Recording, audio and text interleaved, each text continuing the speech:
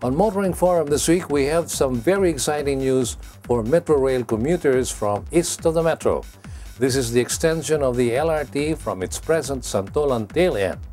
And we have with us today Attorney Hernando Cabrera, spokesperson of the Light Rail Transit Authority, for more details regarding this welcome development. Good afternoon, Attorney Cabrera, and welcome once again to Motoring Today. Good afternoon, Butch, and good afternoon to all viewers of Motoring Today. Metro Manila commuters, especially those from Eastern Metro Manila, are in for great relief once the LRT2 extension to Masinag starts operating. But the big question is, when is it expected to start operating?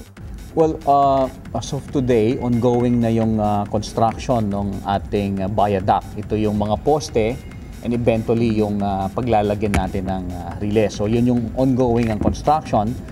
Matatapos ito in about a year's time. Pero dapat kasabay din ito kasi yung construction ng tinatawag nating dalawang station. Kasi maglalagay tayo ng dalawang station sa Emerald and then isa sa Masinag.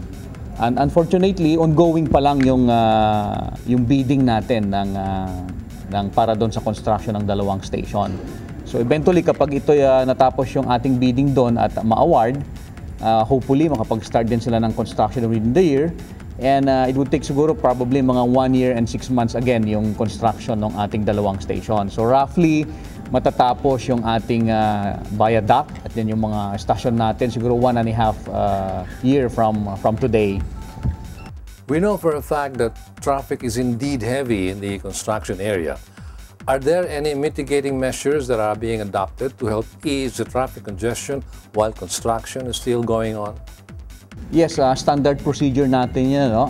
All projects natin that would affect yung daloy ng mga traffic, especially dun sa mga busy areas like dyan sa EDSA or especially dito sa Marcos Highway, talagang kasama sa project proposal natin, sa project implementation natin, yung tinatawag natin na traffic management plan. So even before we started yung project, yung actual na pagbubungkal, paghuhukay dyan, nagkaroon tayo ng tinatawag na, nag-submit tayo sa MMDA ng tinatawag na traffic management plan para maibsan yung daloy ng traffic dyan na maapektuhan ng construction activities natin. So kasama dyan yung kung saan ilalagay yung mga U-turn slot, saan yung mga alternative na daan na pwedeng daanan ng ating mga motorista na maapektuhan ng ating construction activity. So lahat ito is nakadesign para maibsan or mabigyan ng relief or convenience yung mga motorista natin na maapektuhan ng ating construction activities. Can you briefly describe to us the LRT Line 2 extension structures like length, location of stations, etc.? Oh, in terms of length, roughly yung ating extension is about 4 kilometers long, beginning dito sa dulo ng existing na linya natin na dito sa may Santolan. So it's about 4 kilometers long, and then magdadagdag tayo ng dalawang stasyon. One in Emerald, dun sa may Santa Lucia area, and then one yung pinakadulo naman niya sa may Masinag Market. Now, with the completion of this project, how much travel time are you expecting from its starting point in Santolan up to its junction in Marcos and Sumulong highways, and how many commuters is the LRT2 expected to service on a daily basis?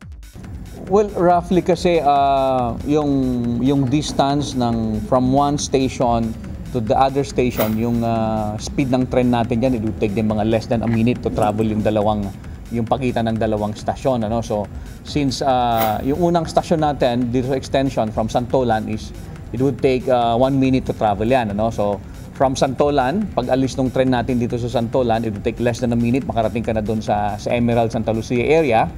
And then give mga mga half minute na naman para doon sa loading and unloading ng train natin, and then tatakbo na naman yan papunta na naman doon sa kabilang stasyon. So roughly yan mga 4 minutes, 5 minutes yung time natin traveling from Santolan up to doon sa pinakadulo ng Masinag.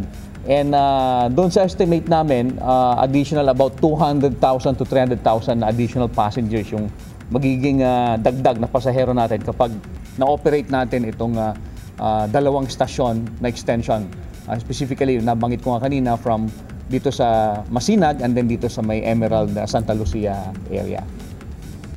Lastly, Attorney, your message to our viewers relevant to this project? Well, at the moment ang ating message or ating pakiusap sa ating mga kababayan, especially yung mga motorista na maapektuhan ng ating construction activities na humingi kami ng paumanhin sa mga abala na nakikreate ng ating construction. Pero at the end of the day, mas makakabuti po ito sa lahat ng ating mga kababayan, lalo-lalo na yung mga commuting public natin kasi magiging mas convenient ito sa kanila traveling from Santa Lucia area sa may Emerald and then gagaling din naman ng Masinag area.